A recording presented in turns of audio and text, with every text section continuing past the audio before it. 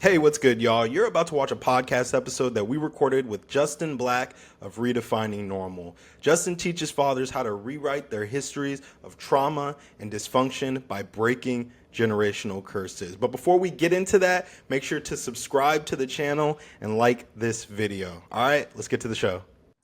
What's up, everybody? Welcome back to another episode of the Avery and Brian Experience podcast. I'm your host, Avery. That's my pops, Brian, in the other screen. And we are joined today by a very, very special guest, Justin Black, who is a keynote speaker, author, TEDx presenter, and maybe most importantly, father and husband. And so, Justin, welcome to the show. Thank you for joining us. Thank you guys for having me. Such a privilege to be able to speak to you guys. Yeah, definitely, definitely. So, I mean, I'm just thinking about this now before we dive in. This is what we've known each other now for almost 10 years when we met back in Yeah, like 2017 time frame. So, this has yeah, been a long time in the making. Definitely excited for this conversation. yeah, of course. And even back when we met, I had no idea what would come about. Just the amazing things y'all are doing today. I love seeing it and just being able to get your dad involved and see the amazing things your dad is doing now too. Definitely inspiring. Hey, thank you, man. I really appreciate that. And likewise, man, back then I had no idea that this is what I would be doing, 8 years later and working with my dad. That wasn't even in the ether, really. But it's funny how life works out. And I'm a big proponent of going with the flow, following the signs. And yeah, that's what's led us, to this point today. And so let's talk a little bit about what you've been up to, Justin, because I'd mentioned you're an author. Your book is called Redefining Normal. Your business is called Redefining Normal, as we can see behind you on the screen. I love the branding. But can you share with us and with the audience a little bit about how Redefining Normal came to be? Yeah, of course. And so, like many other people, during 2019, 2020, trying to figure out life and what that looks like. So, I am a graduate of Western Michigan University from Detroit, and my wife, Alexis, is from Flint. And so, we met in college in a program for foster youth and higher education. And so, when we got together and in 2020, trying to figure out life and everything, we Yeah. were engaged and preparing to be married that year too. Crazy year for a lot of transition, right? And so in 2019, we wanted to start writing this book around just what comes from relationships, right? And what are the good and the bad that relationships produce, not only just, relationships that, dating, but like we produce children and a household, standard culture, and so many things. And within this household, any household, so many things are normalized, whether good or bad. And reflecting on our lives individually, we had to take a step back and look at how many unhealthy, traumatic things have been normalized in our lives. And with us coming together in marriage, how can we in our household set an intentional standard of redefining what's normal to us and challenging other people to self-reflect, whether you've been through foster care or deep trauma, whatever it may be. Each individual, you'll create a household, right? uh, with a partner, kids, whatever that may look like. And what are you going to produce out of your household? What are you going to normalize? What is going to be the standard in your household? What is that foundation going to look like? And I think so often we just accept what's given to us, accept Mhm. what's passed down to us, and don't really think about if it's healthy, if it's conducive for us and the next generation, if it's good for our family and society, and will help us survive and thrive. And so, reflecting and going through that journey has been a lifelong thing. And with my wife Alexis and I, we wanted to co-write a book called Redefining Normal that not only just challenges us and what does our normal look like, but also challenge other people and what their household standard will look like, the things that they're normalized in their lives individually, normalized in their relationships, and eventually normalized in their household and how that impacts the society and world around us ultimately. So being super intentional about that and trying to challenge normalized trauma specifically and working to create generational success. And from that book, I mean, business and curriculum and other products and books and everything. And it's just been a blessing ever since. Yeah, yeah. That's beautiful. Go Hmm. ahead, Pops. No, I was just going, I just love listening to you describe how your business came to be. And, it kind of, it's a little bit of a reminder when Avery and I started working together 7 years ago. And I first told him that, hey, listen, we should create a signature talk that talks about our relationship. And I remember Avery saying, that he didn't really know if anybody would be interested in that. Yeah. And, I shared with him, I said, well, listen, everybody's journey is different. And there could be some things that people pull out of our relationship, integrated into what it is their journey is about. And there could be some benefits for some people. So fast forward 7 years later, we're obviously still working together and talking about family relationships as well as workplace relationships. But I loved what you talked about, Justin, because one of the things that he and I often talk about is what is your household culture? And Mhm. you just described, something very similar in a different way in what your experiences have been. And so I just applaud you, man, for your resiliency and to get to where you are right now. I know great things are going to happen in the future. I think I want to follow up and ask a question that talks about fatherhood in particular. And the question is, how do you believe that fathers who do not have a good example, how do they redefine their normal? What are some of the steps perhaps that they can take to do that? Wow, that's such a great question, and I think that that question is the answer and process of that question. It has such an impact on our environment and society overall, and the role that fathers play in society and community. And so, questioning how can fathers who didn't have an example growing up kind of go about redefining their normal. So I believe that all of us have a choice in accepting what's been given to us as accepting what's been given to us and continuing that pattern, or deciding to do something different. Mhm. And we have a decision to make to do the hard work or do the easy work. And the easy work, the comfortable work, it always goes is never satisfying. It's never usually good.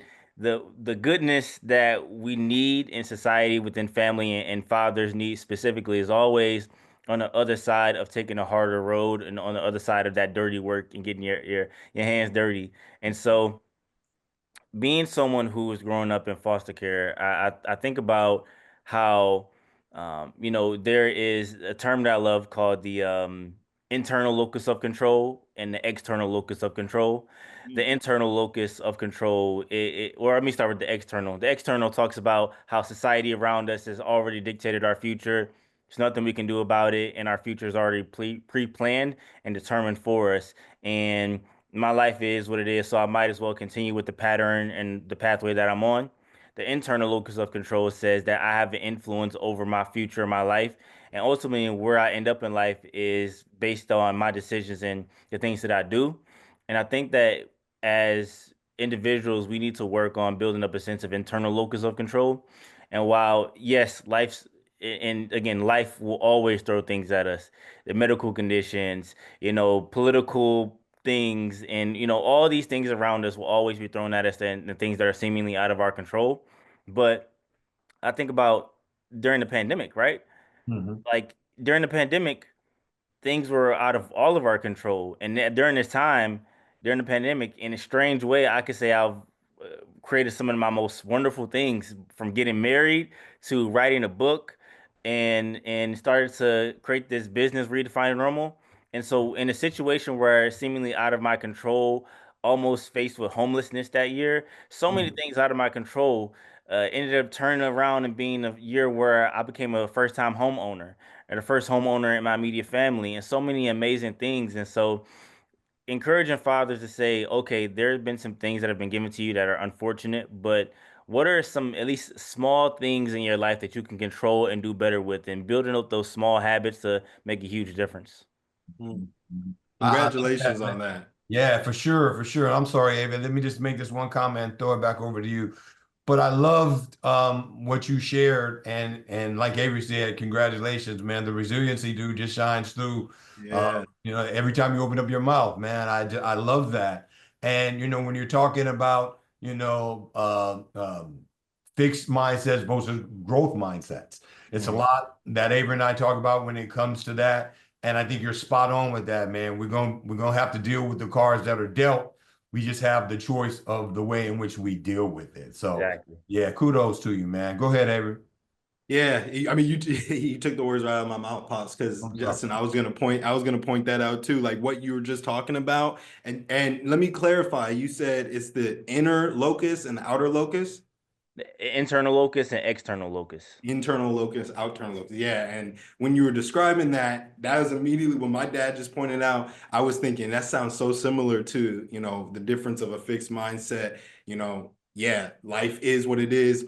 The skills that I have, the characteristics that I have, there's nothing I can do about it, right? That fixed mindset versus the growth mindset of just always finding an opportunity to learn, to grow, to maybe change your situation, dare I say, improve your situation or enhance where you're at. And so Mhm. that's a big, big part of who we are. And you Yeah. talk about the pandemic times, man. I mean, yeah, as speakers, as presenters that were only accustomed to in-person events, only 2 years into growing our business, it wiped everything off of our calendar, and it really forced us. It forced us to develop a more of a growth mindset than we already had, because we had to think outside of every box that was imaginable at the time. I mean, we had no idea where we were going to turn for our next event. And so, yeah, I like you're acknowledging, I feel like I'm stronger for going through that, for putting this business and myself to that test. Yeah. Not even that I wanted to, but going through that test, I'm much stronger for it, and I feel just more prepared to navigate life moving forward. So And yeah. I wanted to add real quick, even to the point of like fathers who don't have examples trying to kind of redefine their normal. Another Hmm. thing I thought of is about like accepting the truth of your situation around, a lot of times I think we accept what's normal because of our pain and our hurt, and Mm-hmm. we can't reconcile with the reality that we deal with, that maybe we don't have a mother or father, we don't have grow up in a traditional household, and we take that pain out on the next generation, That's and that's it. generally how it's passed down. So taking pain out on the next generation, and so on and so forth, and so it just kind of continues. But how we stop that cycle and kind of redefine that normal is an acceptance and somewhat of a forgiveness of your parents, whether Mm-hmm. you think they deserve it or not, that forgiveness of them and acceptance of the situation. And without that, I think you can easily pass down those things. So Yeah. Can No. I ask you to touch on that just a little bit, Justin? Just the forgiveness part. What about forgiveness that you just brought up is so important for fathers to overcome that trauma or that stress that's holding them down? yeah, and just speaking to my experience, so I know both my parents, and my mom passed away in 2020. Crazy year again, Mm, crazy year. My mm, mom passed away in 2020, and my dad, we talk here and there. We're like, those situations where you just like somebody in the family passed, you give a call, or it's a holiday, you give a call. We don't always have a consistent relationship. And for a long time, when I was growing up in foster care and different homes, I always thought to myself, like, if I ever had a kid, I will always be concerned of where they are, what they're doing, and mm, why my dad isn't there for me. Why my dad isn't just thinking about me all the time or try to be there for me. And I'm going through these like mental health issues, struggling in so many different areas of school, of just really struggling in life in so many different ways, and don't want yeah. to live in a lot of situations. And why doesn't my dad care or there for me? And that thought used to kind of bring me to tears a lot of times. Mm, And if I would allow that little boy to stay in me forever, to grow and be inside me, even as an adult, that hurt young boy to be like live in me forever, and not reconcile that my dad had his own things he dealt with, his own issues, and in his maybe perspective, he did his best. Maybe, my parents thought that me growing up in other people's home would be what's best for me, because they feel like, they had to deal with things. And a sense of forgiveness, whether true or not, I don't know. I may not always have the exact answer, and I Yeah. have to live with that. But that acceptance and forgiveness that, and I always try to have a sense of gratitude that my mom, while they dealt with like different things in their life, substance abuse and other things, I was born healthy and Mm. I was able to live and operate, and be who I am today. And so it's finding even a small percentage of gratitude in all of this and acceptance. And I think that's the piece that I try to hold on to. Love it. Yeah. Wow. Thank you for sharing that, man. Thank you. Cause I know a lot of people have different perspectives on that. And forgiveness is a lonely road. But I think it's powerful too, being able to forgive somebody that's wronged you, because it gives you a sense of kind of what you're talking about, that internal locus, that sense of ownership over how you can move and navigate through the rest of your life. So thank you for sharing that. The next question I have for you is, you got a young one at home, right? What is something that you've learned about fatherhood since you've been a father that maybe you wish you knew before becoming a parent? Oh man. So many things I wish I could have learned. Man, I can make a list. We got 2 hours on this podcast. Uh, but oh man, where do I start? So something I wish I knew before becoming a father that could have helped me now. I always feel like I try to do my best with one thing I learned from a teacher actually doing this work, and one of the things I love about this work and doing workshops and everything is that I do have very interactive presentations, and sometimes like these are mental health specialists and teachers and things, and like I take small nuggets from them, like, oh, that's a good nugget. I'm gonna, do that with my kid, or do that in my relationship. And so, one of the things I heard a teacher say before is that you can't de-escalate a situation if you're escalated. And so, trying to be the not the you can be the thermostat or you can be the thermometer. Like I Yeah. think that was it. So try to set the temperature in the room. And so I have a 2-year old, as you can imagine, a lot of tantrums, a lot of, you know, I wanted a cheese stick and didn't get it, and my world is melting down right now. And you open the bottle, you open the top to my bottle when I wanted to open it, my day is ruined, right? And so trying to reset and, make sure, and last night, an hour past bedtime, she's upset. I really wanted to snap, but making sure that, like, okay, what does she need from me right now? It can be easy for me to snap and be angry right now, but how can I come in just with a different presence of reaffirming calmness, patience, and love? And those are the things I always try to exercise in my relationship, in my marriage, and as a father as well. And so I think those are some of the things that I would have worked on within myself before working on that with my daughter. Being patient with myself and being forgiving of myself and being kind to myself. I think sometimes making mistakes, I can kind of beat myself up, even though I didn't have, always examples of fatherhood and mentorship around me to learn from. I think I can sometimes be kind of hard on myself, and I never Yeah. want me being hard on myself to be passed down to my child. And so that's something that I'm continuously working on now, and wish I would have worked on a little bit more now, but we live, we learn, and it's a learning process. Yeah, that's so real, man. This parenthood journey, this fatherhood journey, me and you, Justin, are the only ones on the call who are fathers. So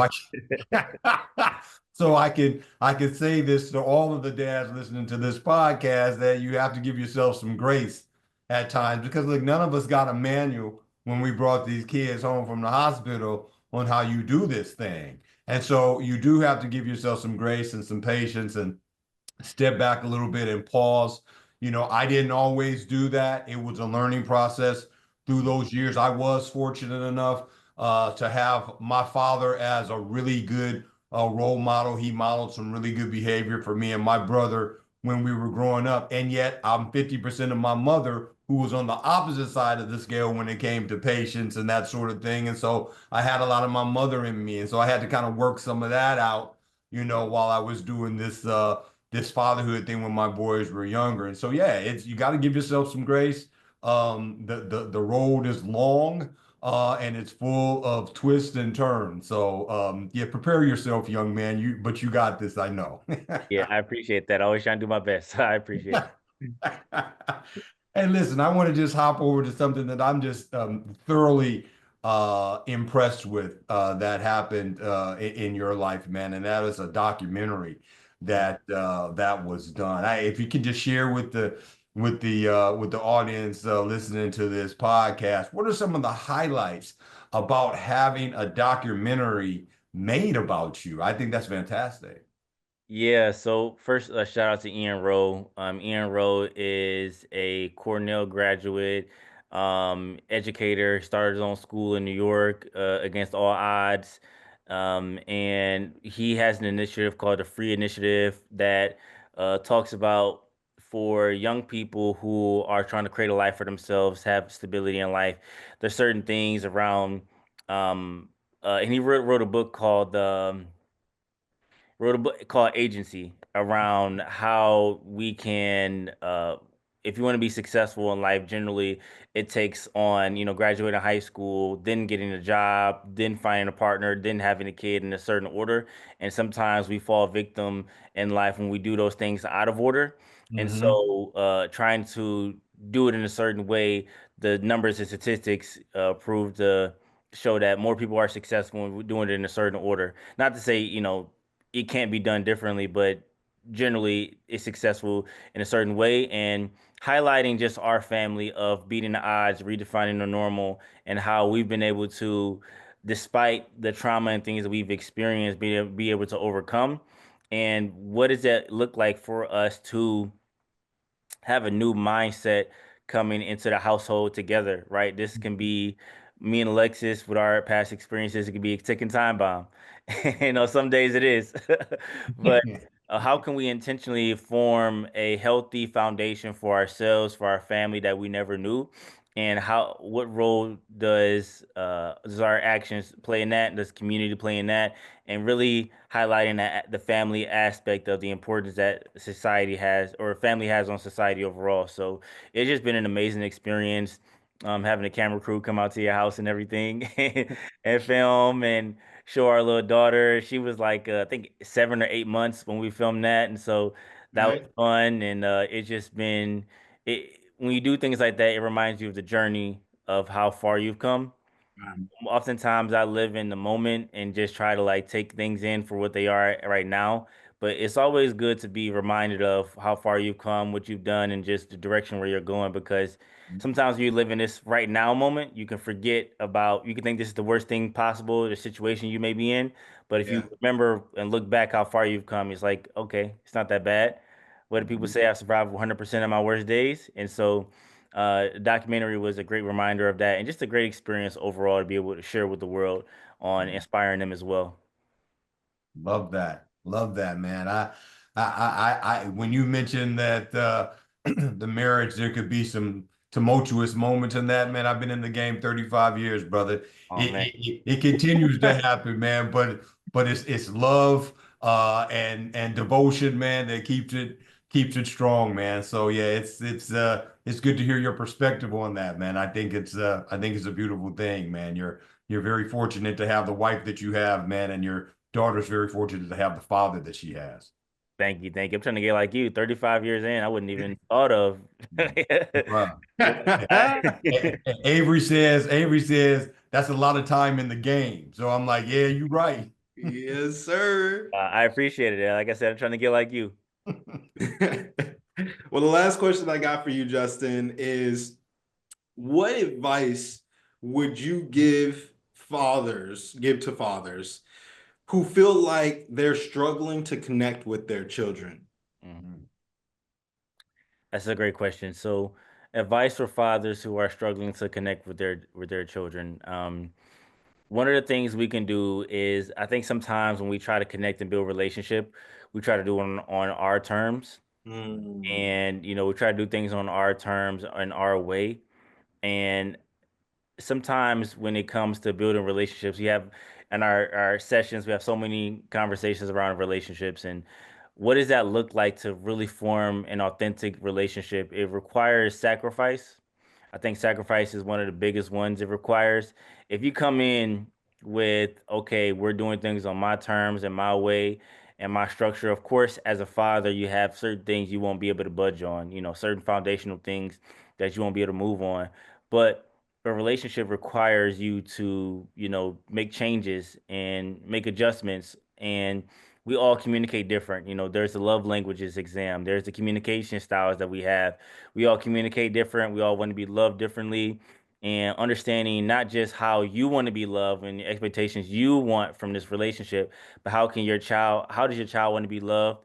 Are they more need hugs and kisses? Do they need quality time? Do they need gifts? Do they need words of affirmation? I know I'm huge on words of affirmation. I always think that that's huge for me. Life and death is in the power of the tongue. So I'm always huge on that. But how can we communicate with our child and understanding that you may not communicate maybe through words of affirmation. Maybe you are a person who, makes a lot of jokes and it could be a little harsh sometimes. I don't know. And maybe for somebody who's receiving those things, you doing it out of love, but they're taking that as disrespect or hurt, and they need more affirmation on a daily basis and encouragement. And so understanding how your child communicates, how they want to be loved, and coming into the relationship with a mindset of of how you can serve, I think is huge. Coming in with that mindset and that heart willing to serve, I think that naturally forms relationships, and not how you can take from it, but how can you give. And so working on love, communication, and sacrifice is how we can work on intentionally building relationships, specifically for fathers looking to build relationships. Mm. Yeah, Dang, that's deep. That's deep. Let me just share this yeah. really quickly, Avery, with you. It's funny as I'm listening to you talk, Justin. I remember when Avery was maybe, I don't know, maybe he was about 4 years old. And he was just doing something that he wasn't supposed to do. And I was trying to course correct him, and he kept at it, he kept at it. And so I just really just raised my voice at him. And he looked at me, man, and he just teared up, and he said, "Don't ever yell at me again." Right? I never forgot that, because it was just kind of like, oh man, like I just really like crushed my son.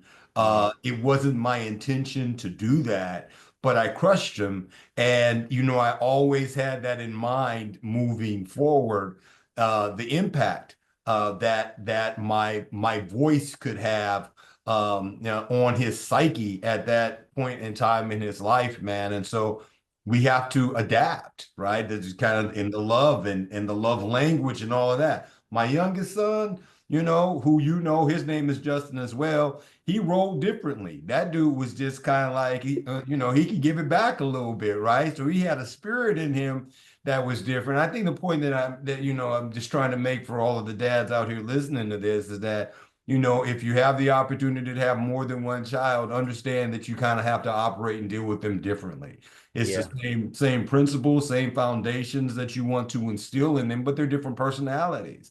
And so, dealing with one is different than dealing with the other. Pressing one's buttons, could work, but the other, you can press those same buttons with the other one, doesn't do a thing, man. And so we have to be agile, we have to be adaptable, but we have to come with the foundational pieces that you just spoke about when you come into the relationship. And again, it's a long journey. We don't have all of the answers. You're gonna make mistakes, but be sure to forgive yourself, but also don't be shy to apologize and to ask for forgiveness, because you're not always gonna get it right. And that's so hard to do. Like the requests from mothers and fathers around, like, especially if you got like a lot of kids with so many different personalities. They usually say like certain ages, if you have like the oldest generally has a certain personality versus the youngest, and certain things. It's so hard to try to make the adjustment for each and every personality. And one of the things that I love that my mother-in-law does with her kids is she makes time, like she gives individual time throughout the week for each child, and Mm-hmm. does something that they want to do. And so she's taking like the family love languages to see how they communicate and want to be supported. And so she takes time for them throughout the week to do something that they want to do. So if they want to like drive to Burger King, get some fries, just one-on-one, sit down and talk. Another one wants to go for a walk and spend quality time. Another one wants, to do crafts and arts or whatever. And so that can be a lot and be demanding. But even if it's not on a weekly basis, maybe it's on a monthly basis, just carving out time to do something that your child wants to do and maybe something that you don't like to do at all, but they want to do it because the goal is to build that relationship. So Yeah. Yeah. That's the sacrifice that you're talking about. Mhm. And That's I love that too. Go ahead, Pops. And I was gonna say it's not always about you, bro. It's about, Yeah. it is not about you, man. But yeah, go ahead, Abe. That speaks to who I am. And when you were talking, giving that response, Justin, and you made mention of, love languages. Do you like affirmations? I think you mentioned, you yourself are big on affirmations. My girlfriend is big on affirmations. Me, I'm all about acts of service. That's what speaks to me. It's like, okay, show me that you care, right? And when we started dating, I was showing up only from only from my lens, only from my perspective of, okay, this is how I not only want to receive love, but this is how I want to show love, because this comes natural to me and this is what I appreciate the most. And I had to quickly learn that it's like it's not just about me, right? I had to learn, like, I need to share those words of affirmations because that's what's being required. And yeah, and that takes a lot of awareness. It takes a lot of awareness to not only acknowledge and recognize, but then adjust and act accordingly. And that's tough. I think that's for a lot of people where the hurdle is, and that's where the learning can be for folks. But look, I've really enjoyed this conversation. I appreciate you sharing your insights, sharing your story, sharing your perspective and all of your learnings. And man, I'm incredibly thrilled for you, for Alexis, for your family, just how far y'all have come. It's inspiring, bro, for real. Since I met you and since I've gotten to know you, I've seen nothing but you just elevate and elevate and elevate and continue to grow and continue to be opportunistic. And so, yeah, I just commend you for that. And thank you. Thank you for sharing with our audience too a little bit about yourself. And so for those of you that have listened this far, we thank you for tuning in to another episode of the Avery and Brian Experience. And until next time, take care, everybody. Peace. Hey, everybody, it's Pops. If you want all the latest content that we drop, be sure to subscribe. Be sure to subscribe. Be sure to subscribe. And follow us on LinkedIn at Avery and Brian Baker.